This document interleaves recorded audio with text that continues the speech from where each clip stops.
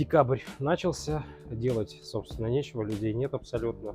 Родилась идея снять для вас маленький лайфхак, как изменить угол наклона багажника в автомобиле, замечательным, естественно, H9. И давайте-ка посмотрим, как это делается. То есть мы открываем багажник. Пока, стоп, подготовимся.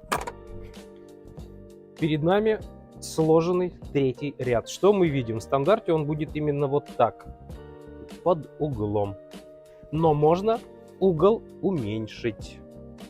Обратите внимание, какая разница. То есть меньше будет покатости третьего ряда. И я с другой стороны сейчас вам это все продемонстрирую.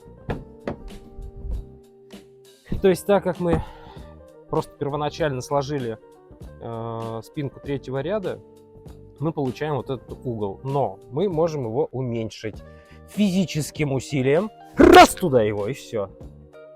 То есть обратите внимание, получается монолитный такой легкий скат. Никаких выступов и прочего. Ну а как это обратно все-таки исправить? Поднимаем, ставим. Все, он у нас стоит. Опять же, не дотянуться, потому что роста моего не хватает. Лилипутного.